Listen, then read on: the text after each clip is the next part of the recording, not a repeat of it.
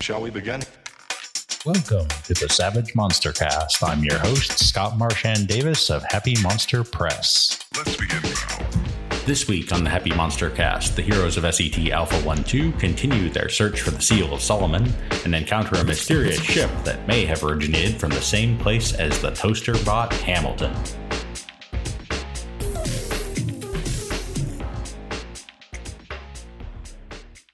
Hi, my name is Ron. I'll be playing Philip Marlowe, the robot pilot Ace.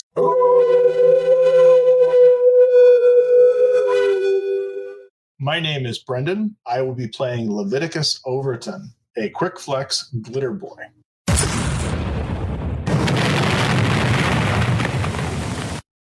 Hi, my name is Frankie. I'm playing Kuva, a Simvin Burster. Hi, my name is Jung Soo, and I will be playing an elf cyber knight named Mingbi. Hi, my name is Frank, and I'm playing Click, a Troubadour Techno Wizard. Hi, everyone. I'm Bob, and I'm playing Quinlan, who's an elven leyline walker. Previously on the Happy Monster Cast. Two feculence demons moving your way. They are both going to fire at the much more interesting big boss target now. So they are going to shoot at you with lasers. Huh. Okay. And they will both hit. Just had it clean! Yeah, that's awful. I'll go ahead and I'll Betty that. What on earth? The dice are not with you tonight. I would now like everyone to make notice rolls to see if you detect the flanking force coming up to your south. Okay. Quinlan and Click, you have you get some indication of who the first guys over the hill are, and it appears to be what looks like a pair of skeletons. Yes. Okay. Let's go fight the undead. Fire at will, or zombie. That will hit. Ooh. And that will easily annihilate the remaining zombies. Wow. Okay. 6 more demonics popped up over the ridge. Those of you who fought at Tolkien recognize these types. So in the lead, you have 2 immolator demonics, 20 feet tall, basically walking weapons of mass destruction. All right. Following up behind, you have a basil, which are the brains of the operation, and behind them are 3 manslayers. They're more like anti-infantry guys. They're, merely 12 feet tall. I think I need to do some repairing. Yes, and I suspect Click will be very helpful with that. He is also carrying a message in a pouch at his waist. There is a letter to hold it up. The message states that the seal has been secured at the southeast fortress. All right, so you take some time to repair. You mount up your new weapon and continue on northeast. You are proceeding. You've traveled for about a day towards this southeast fortress. Okay. The terrain is gradually getting hillier as you travel. Not quite approaching mountains, but it's definitely, the hills are getting bigger. Okay. And you hit the top of a hill, and ahead of you, you see something truly bizarre on the next hill over. And it's so weird, I would actually like you all to make common knowledge rolls to see if you have any idea what you're looking at. Me. It's something and stuff. Yep. So I don't know. Leviticus and Kuva and Philip, you sort of recognize what the general shape of what you're looking at, but it still doesn't really make any sense. What it looks like you're seeing is a 3-masted sailing ship from ancient Earth. Okay. Except that there are several things about it that don't really fit. The first is it's roughly 8 times as large as you would expect an Earth-based sailing ship to be. So instead of maybe somewhere around 80 yards long, if that, it's more like 600 yards long. The same proportions and everything? Same proportions and everything. The second thing that is strange about it is that it is made of an iridescent blue metal. Huh. And the third thing that's strange about it is that the upper deck, rather than being open to the air as you would expect, appears to be enclosed. And yet there are still masts, although there don't appear to be any sails rigged on the masts. What you can all see very clearly is that this thing hit the hill pretty hard. It's kind of dented in and crushed around the bow where it hit. And it is also, there's some smoke coming out of it here and there. And it made a pretty serious dent in the hill itself. Am I getting any, radio signals or electronic noise or any kind of signals coming off of it? There is a definite thermal signature to it, and it is a massive radar return, but you are not getting any active transmissions on your sensors. What about radiation? Radiation, you're too far away to pick up anything unless it was essentially an atomic blast. How far away are we? Wow. At present, you're about a quarter mile away from this thing. So we just saw it smash into the rock, or it's been sitting there from having smashed into it? It was long enough ago that you didn't see it crash into the rock.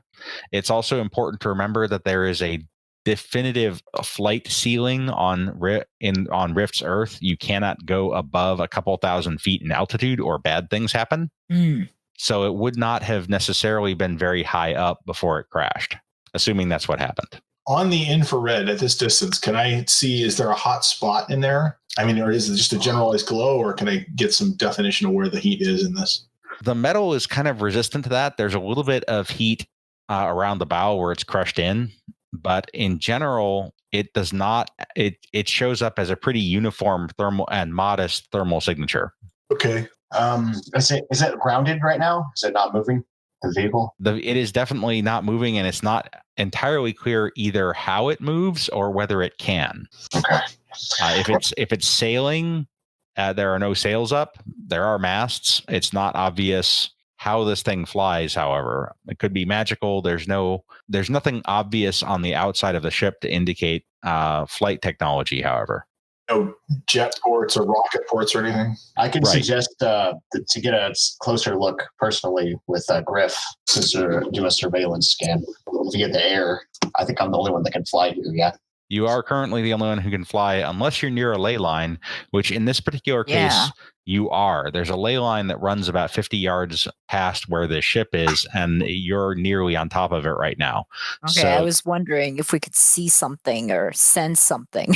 Yeah. So Quinlan, you're on this ley line, which means you can also fly over that way. However, you can also tell that this vehicle is not drawing power from the ley line, which you think it probably would if it were a Techno Wizard device, although not definitively. Gotcha. So it could be independently powered by a wizard, but yeah. Yeah, I'll look at Captain. I'll say, do you want us to do a surveillance to see if there's any danger and scout it out before you advance ahead? What do you think, Captain? I think we should go take a look. I mean, if you're comfortable flying. Now, they're not in any danger flying over there, right? I suppose that depends on right. What on the ship. Right. I mean, I think we should go and take a look. There's no obvious danger. Mm-hmm. There are, however, those of you who recognize this as a sailing ship also see that there appear to be what you would think of as gun ports on the ship. I mean, it's not smoking or anything. There's a little bit of smoke pouring out of it here and there. Well, it's definitely not moving. An aerial reconnaissance, I suggest that we move closer. We, come up on a ground reconnaissance. At a quarter of a mile, we should be able to be there in just a few minutes. Quarter of a mile, we should be there. I mean, if we're running, we should be there pretty quick. Yeah. Yeah, you'll be there in a matter of a couple of minutes. Although the terrain's not great, it'll take it might take you as much as 4 or 5 minutes to work your way up to the ship. But wow, okay. Well, it's a quarter mile over fairly rough terrain. Okay. Terrain, yeah. And I guess the whole time, should we try to contact it? You certainly can. I guess, yeah. I mean, it's unfamiliar technology, right? Yeah, I'd like the pilots to make electronics roll. Huh. Talk about unskilled. So Click says, I'm not sure, guys, but I think I might be getting some kind of a beacon off this thing. It's on a really weird frequency, not something I would have expected, but it seems like there's some kind of a beacon on here. Uh-oh. Maybe a distress signal or That's a what I was locator, thinking. or not really sure. But that might mean somebody's coming. That's my thought. And we're completely unfamiliar with this technology, yeah? Well, there are certainly Techno-Wizard skyboats that all of you have seen. Uh-huh. They're typically a lot smaller than this. This one would require some serious magic power to lift. And they're generally not made of metal. Certainly not this iridescent blue metal that you've really never seen before. As we're getting closer, do we have any idea on what this material is? I mean, does it look familiar at all? No, it does not. It looks metallic. The material or the workmanship? It's almost the closest you can think of is if you had an indigo glitter boy, it sort of looks like that. Oh. If you had an indigo glitter boy, your glitter boy is basically iridescent chrome. This is more like an iridescent cobalt blue. Okay. Do I see anything in the surrounding area from the sky, a different perspective from what they can see in the car? Is there anything in the as you're up, you do see something in addition to the ship. You see impact points leading off to the northwest, as though this ship came in hot and bounced off a few hills before it lodged in this one. Oh wow! And that extends out about 2-3 miles as near as you can tell. And only the prow of the ship is crunched in. This is a tough ship. Okay. Well, you can't really see how the keel looks because it's buried in the hill. But yes, only the prow is crushed in that you can see. I'll share that information with the rest of the group, how it looks like they crash landed. And some of those, it looks like there are still small fires going in some of the those impact points. So it was probably fairly recent. Let's look for survivors, see if anybody needs help. I mean, approach carefully, but yeah, but I want us to approach this as like somebody's going to need help when we get there. Okay. So you close on the ship.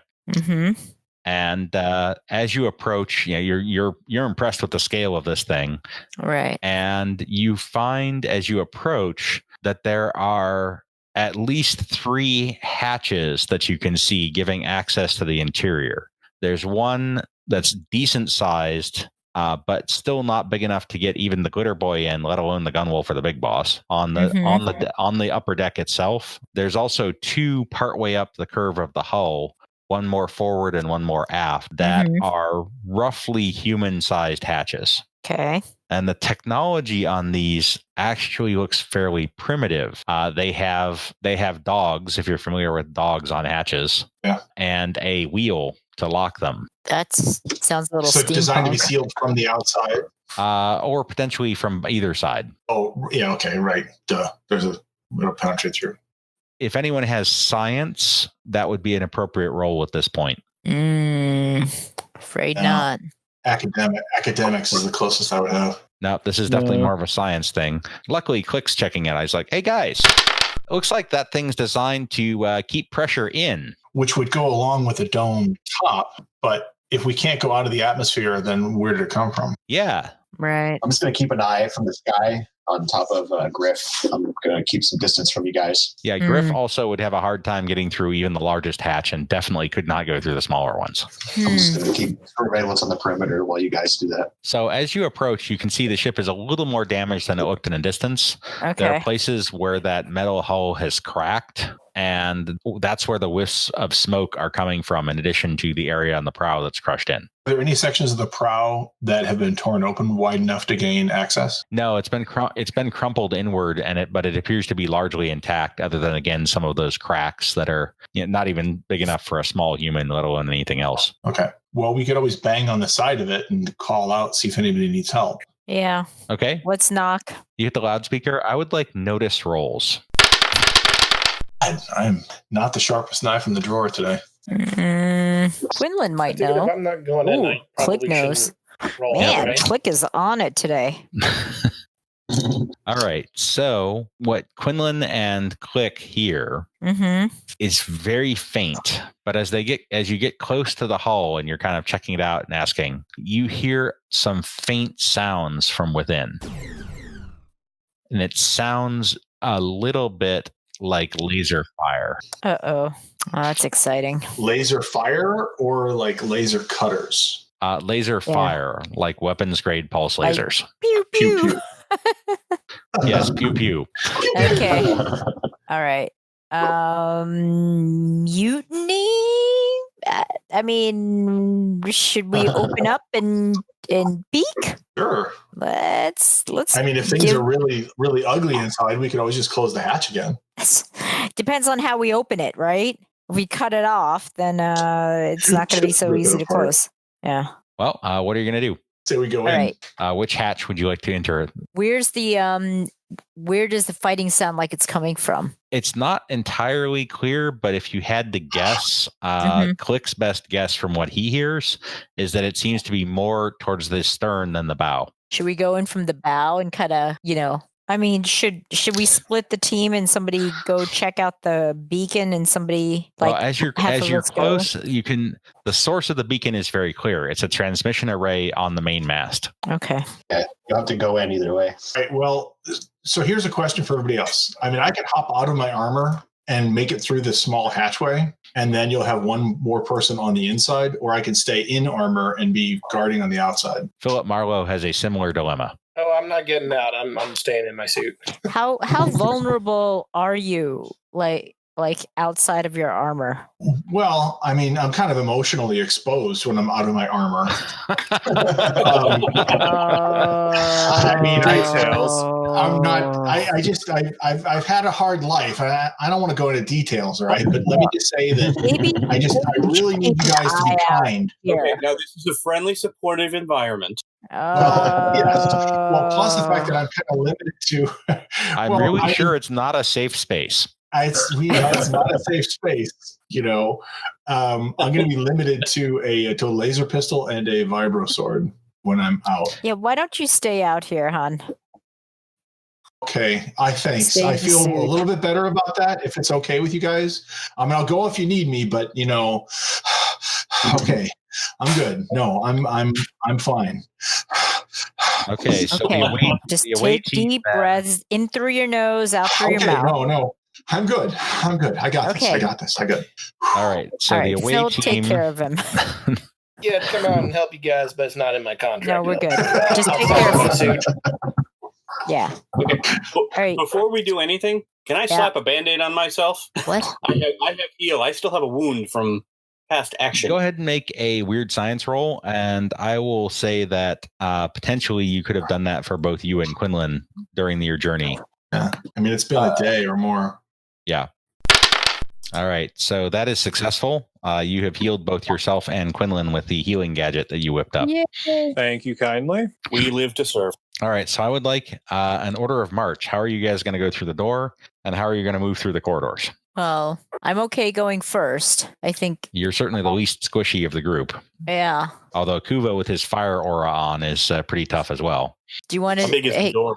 Does Kuva take rear? The door is about the size of a regular house door. It is, if not a little bit smaller. It's clearly designed for human size. So it's going to be a squeeze, but you can fit. Okay. I'm wherever you want me, boss. All right. So How does this order look? So Lady Mimby in front, then Quinlan, then Click, then Kuva. works for me. Sounds fine. Yeah. All right. Before I go in, I growl at my compatriots and I say, "Take care of Griff. You better be out here when I get back." You got it. All right, so you guys enter the vessel, and it is really weird because it on the inside it still kind of looks like some kind of archaic sailing ship. There are lanterns hanging and swinging from hooks in the walls, and where you enter, you're at the gun deck, and you see that there are these weapons that look kind of like cannon, old archaic cannon. They're clearly not, and you notice there are no cannonballs anywhere. But the whole aesthetic of the ship is this mix of archaic sailing ship and high technology. So are you going to work your way towards the sound of the gunfire? I think it makes the most sense. So yes.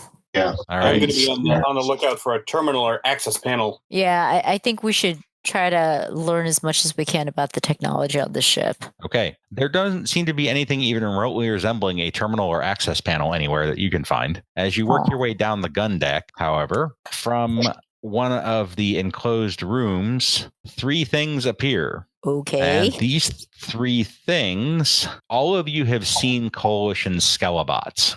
And these things kind of look like Skelebots. Okay. Only what they're equipped with really doesn't make any sense. They're wearing tattered clothing, shirts and trousers. Like pirate tattered or slave tattered? More zombie tattered.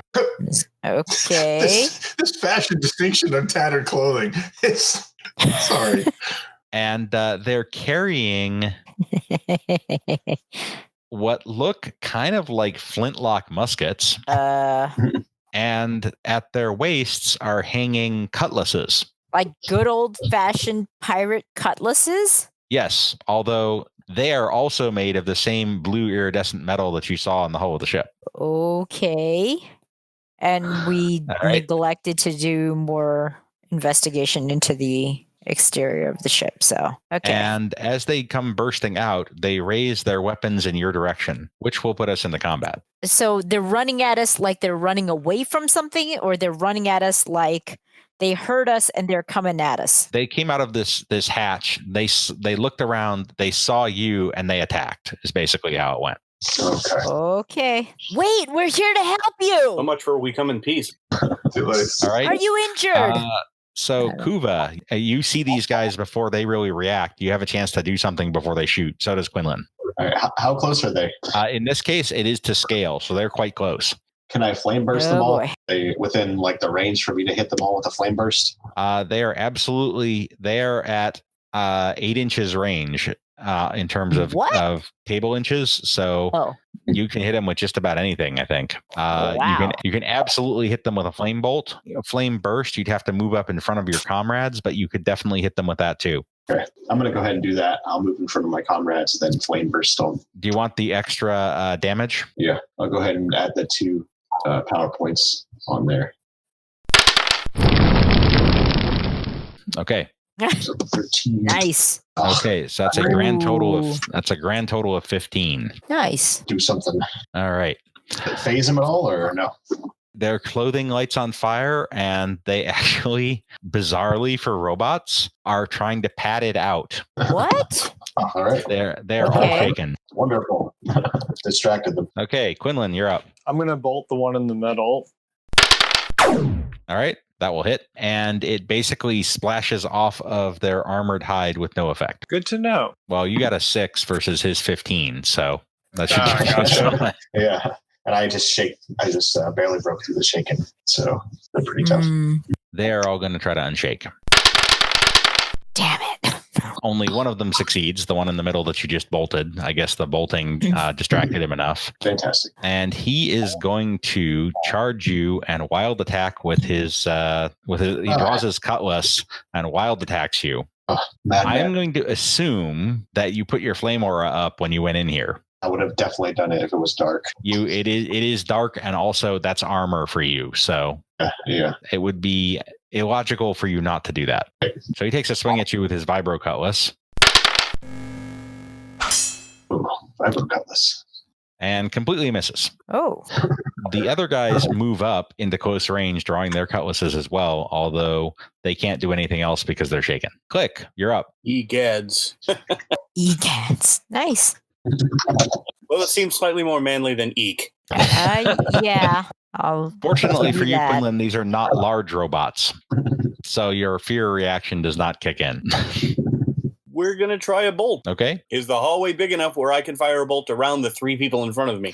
You can step to one side and fire it at one of the guys who's off to the side. Let's hit that guy in front of me. Okay. Hits. All right. So you raise your what does your bolt device look like? A 1950s style Buck Rogers handgun. Okay, so you raise your 1950s styles Buck Rogers ray gun and you unleash a bolt at this thing, and it punches right through the center of its skull forehead, and the thing crashes back to the ground. Well done. That's awesome. Wow, okay. Okay, Lady Mimby. I'm watching this mayhem, and I guess since they've attacked us, we're close enough that I'll take my psi swords out. Okay, that's a free action, so your psi swords are now active. Okay, I'm going to attack the person closest to me. Okay. That will hit, and that will hit. All right. That first one, armor piercing 6. So that first one shakes. So you slash through him and carve a line through his skeletal rib cage with the first attack. And the second, you backswing with the other one and neatly lop his skeletal head off his shoulders. Sweet. All right. Hold on. Nicely Okay. And then there is a laser blast from behind you. Uh-oh. And sir. the third guy's head are from in front of you, behind the Skeledots. The third guy's head explodes. Now who? Okay. What else happened? And as he collapses, you see behind him someone who is not a skeleton robot, holding what appears to be a flintlock-style laser pistol, based on the effects. There is a woman, apparently, at least appears to be female, appears to be a feline-style DB in a very formal-looking navy blue uniform with a red sash with another one of these cutlasses thrust through it. And she looks at all of you and says, "Who the bloody hell are you?" We're on patrol from the Isle of Owls. We are seeking the Seal of Solomon, and on the way we saw this ship had crash landed. We came to see if anyone needed aid. Isle of Owls? Wait, what planet are we on? What planet are we on? What planet are you from? What planet am I from? Don't you recognize an Amadisian? Do I recognize an Amadisian? I'm going to go with no. No, I've never heard of such a thing. Well, that's all right. I don't recognize most of you either. I'm assuming that you two are humans under all that armor. She gestures at Lady Mimby and Quinlan. I'm an elf. Not quite. Well, whatever. Look, Not a human. Totally not human. Just for the record.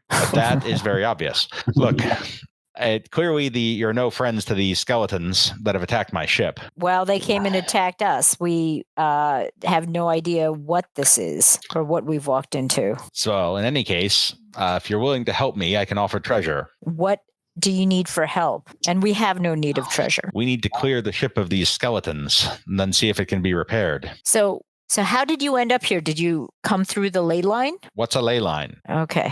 How did you This is get not going well. skeletons on your ship? The skeletons boarded us off the Sigma Centauri system. Do we know what the Sigma Centauri system is? Is this a common knowledge rule? Absolutely not. You don't have a clue what she's talking about. Okay. Are you alone? Where are your comrades? Some of my crew are still alive, I believe. I lost my first mate, Mr. Arrow. Mr. Arrow. But Did we ask her what her name is? this is the legacy out of Montresor Port. For the love of God, Montrose.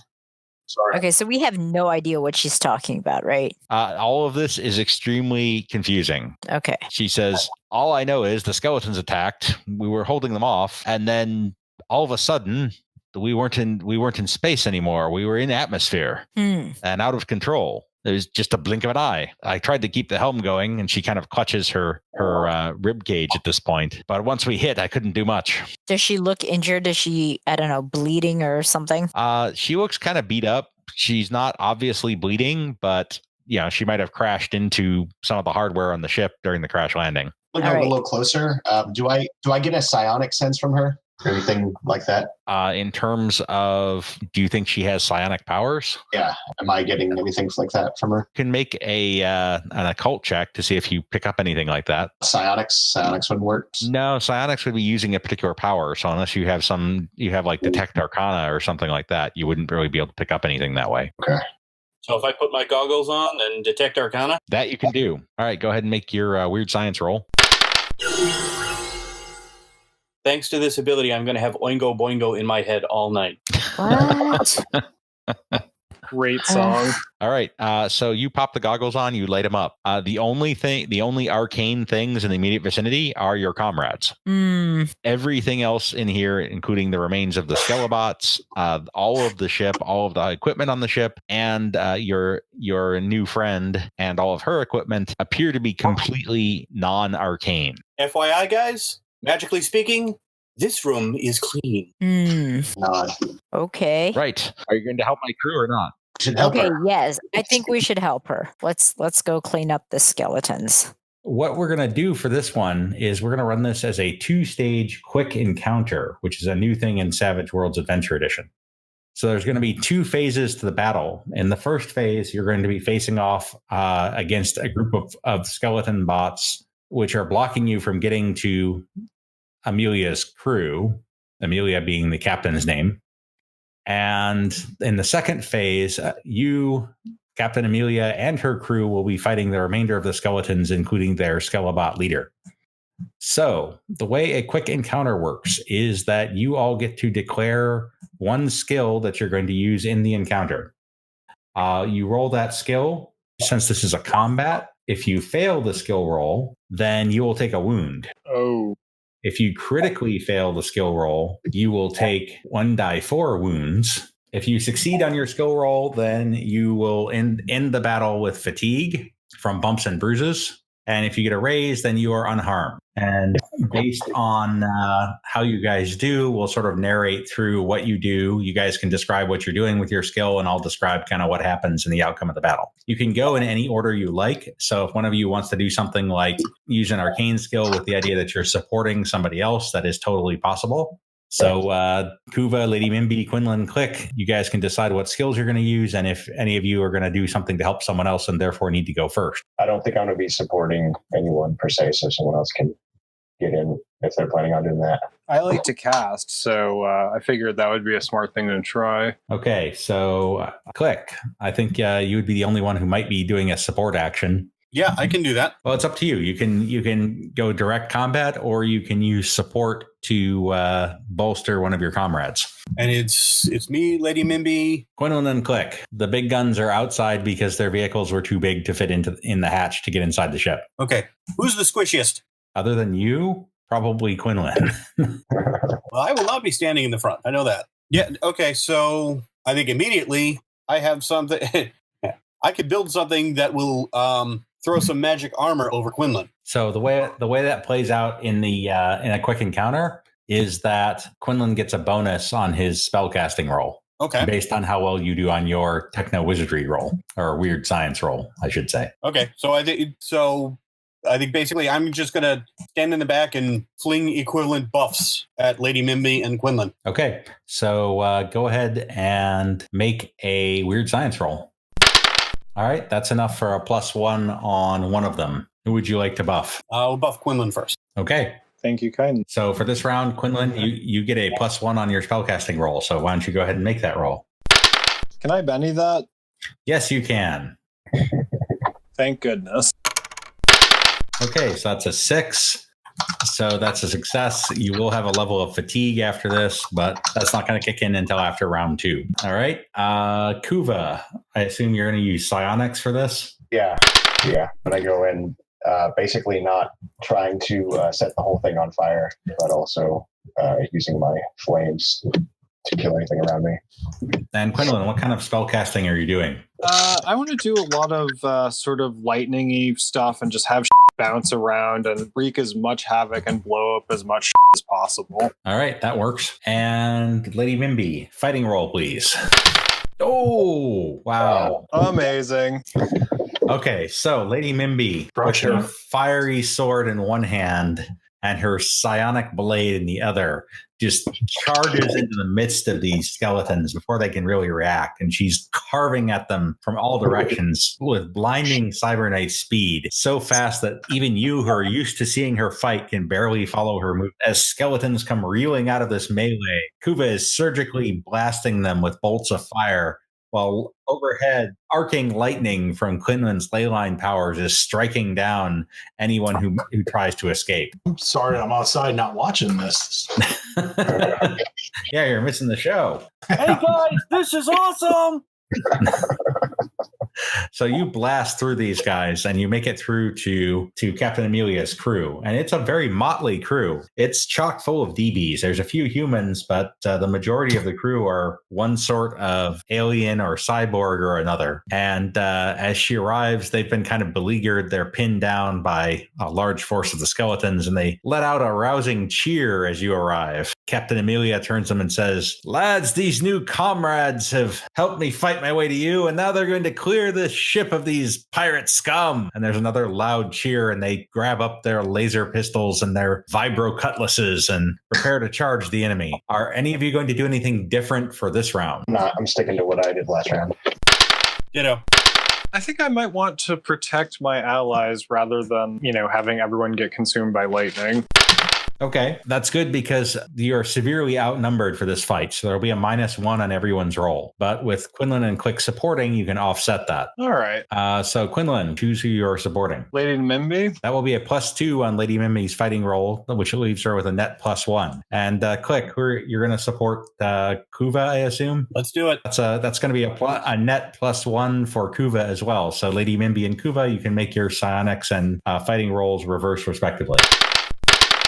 Good thing you had that +1. Okay, so that's going to leave all of you with some bumps and bruises from this fight, but nobody's going to come out of this wounded. So this time, Kuva gets in and starts mixing it up a little bit. He's dancing through these pirate skelebots covered in an aura of flame, and as they try to slash at him with their cutlasses, they burst into flame and go reeling out of the fight. Meanwhile, Lady Mimby is methodically carving her way through the enemy, and the two of you reach the captain pirate skelebot at about the same time that the wounded Captain Amelia does. And amongst the three of you, you basically gang up on this guy. And even though he's fighting with a cutlass in each hand, that's no match for Kuva's fists, the two blades of Lady Mimby and Amelia's cutlass coming at him. And so in the end, you strike the creature down. The littered remains of these robot skeletons are scattered across the deck, and the crew gathers around, and Captain Amelia turns to you and says, "I cannot tell you how grateful I am for your saving my ship. I and my crew are eternally in your debt. Right now, we need to see if we can make the ship space-worthy again. If we need any help, let us know." And I start rubbing my hands and looking around. I would immediately start searching through the skeletons. Lady Mimby asks where they're from, and the response is, she says, "Well, my crew is from all over the galaxy, but I myself am an Abadician, and we're trying to make Port Montrose in the Tau Ceti belt. If we can get the ship spaceworthy again, then we ought to be able to make Starfall there in a good week or so." Now, you all know that any attempt to exceed an altitude of a few thousand feet on Rift's Earth results in the complete destruction of the spacecraft or aircraft in question. They clearly don't know this. Yeah, we warned them. I very simply just do the little mock flying plane hand symbol, and then I walk away back to scavenging. I'll let her explain it. Okay. So she explains it, and they look very troubled and says, well, lads, it seems we're marooned until we can figure out a way off this rock. I suppose I must ask you for sanctuary then. Do you have a stronghold where, or some sort of base where we could potentially take refuge? We can work for our keep. We're good fighters, and most of us have some technical aptitude. We have communicate with our home base, or like the sanctuary they're trying to go. No, much too far away from Castle Refuge to communicate, although you could certainly direct them there. Leave it up to the boss. I'm going about my scavenging. All right, so there's quite a few of these flintlock laser pistols lying around and vibro cutlasses. Vibro cutlass. What's the stats on the vibro cutlass? Can I use that? Basically the same as a vibro sword. What's your strength? D6, I believe. Yeah. They are vibro short swords, so you could wield them. Cool. Yeah, I'd like to take one. What's the damage on it? It's strength plus D8, armor piercing 6, and it does mega damage. If there's another one, I'm going to pick one up as well. Okay. Click will probably scavenge the flintlock things because he enjoys having spare parts. There's plenty of spare parts from the flintlocks. A couple of the crew come up to Captain Amelia. One of the crew comes up and kind of talks to the captain, and she shakes her head and says, "Without a shipyard, I don't think that we're going anywhere. So I'm afraid that we're definitely stuck here. I'm afraid the legacy is seen her last flight." How much of a posse do we have around us here? There are about 30 of them, and they're armed, and it's relatively safe between here and Castle Refuge. So you could give them good directions, and they would most likely be able to make it back on their own. Or we'd have a nice siege force when we get to wherever we're going to find the seal. Or you've got some grunts to bring along. Yes, I kind of like that idea. They're going to slow you down though because they're all on foot. Oh yeah.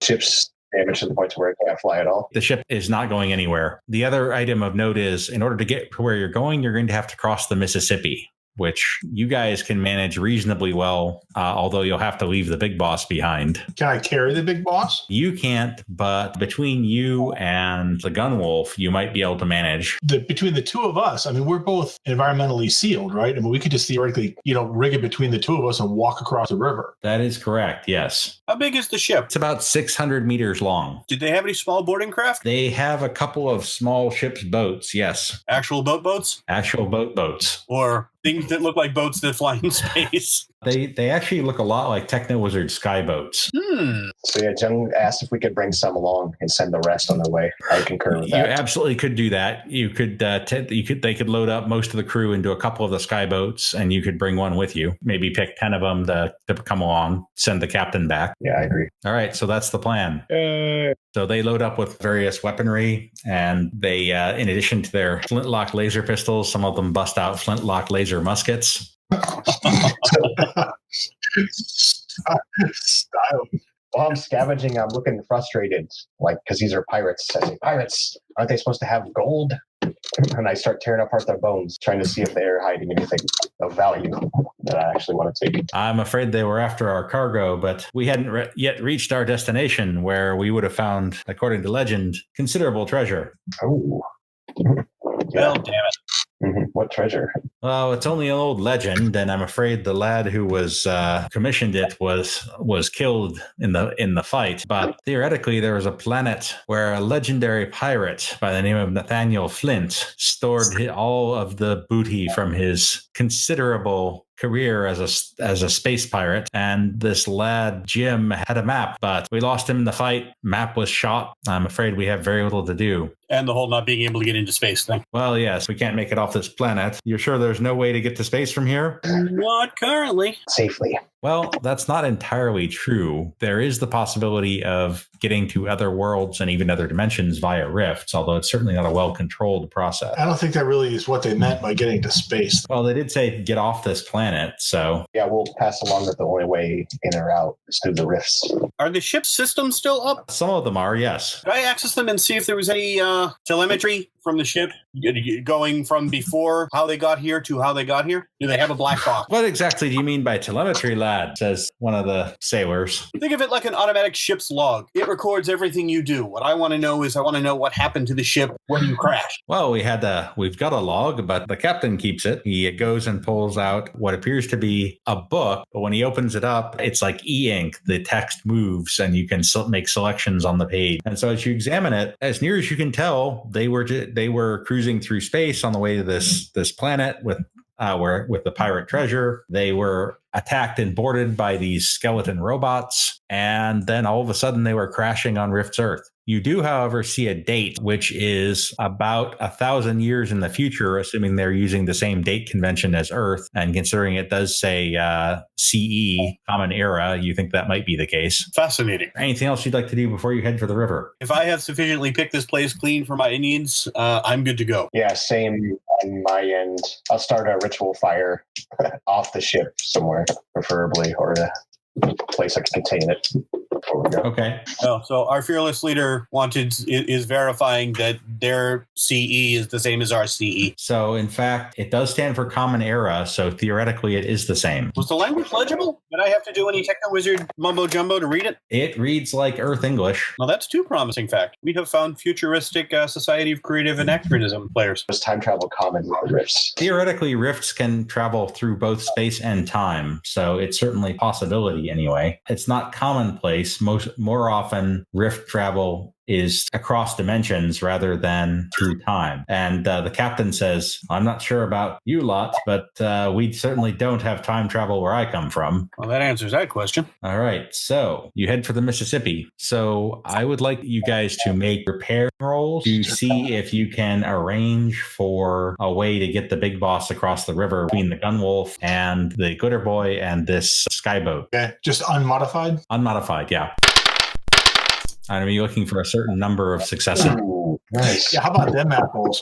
Bang! I think I've used up all my rolling for the night. I'm going to be flying around, scoping the perimeter. I'm no good at repair. Okay. Amongst the group of you, you figure out a way for basically the Gunwolf and the Gooder Boy are going to be carrying the big boss, the Gooder Boy swimming and the Gunwolf walking across the bottom of the Mississippi. And in parallel, the Skyboat is going to be carrying it across. Now, what you have to be worried about here is that the Coalition patrols the river. But with that number of successes, you get across pretty fast and you're able to get to where you're going across the river without too much trouble. Now you have a choice to make for where you go from here. You could proceed directly to the Southeast Fortress, but you also know of something called Merktown, which is on this side of the river. It's a settlement where you can potentially restock and resupply and get some additional intel about what's going on in the area. But it would also potentially give other people intel on you. So do you guys want to head straight for the fortress, or do you want to make a pit stop in Merktown? Okay, spell Merktown. Is it M-U-R-K or M-E-R-C? M-E-R-C, as in mercenaries. Okay, that's a little bit different than Merc, M-U-R-K. I thought it was just like muddy and dark. No, it's mercenary. It's a little muddy, but it's primarily mercenary central. Okay, I'll wait for our boss to talk here. Well, you're not going to know what kind of intel you get. You could get until you get there. The mercenaries operate all over RIFTS North America, so they might know something about what's going on in the Federation of Magic. They might even know something about the Southeast Fortress, but there's no guarantee that that someone in Merktown might not inform the Coalition of what's going on. I kind of feel like unless we're desperately in need of some supplies or something or repairs, I feel like we might be better off just heading straight for the fortress. All right. So that seems like an agreement. So that is the plan. The Rift setting, the Megaverse, and associated characters and locations are the property of Palladium Books. Savage Worlds is the property of Pinnacle Entertainment. All other content is the property of Happy Monster Press. Find us at www.happymonsterpress.com or as Happy Monster Press on Twitter, Facebook, MeWe, and Pashpost. Theme music, Jason Shaw's Ice Cold.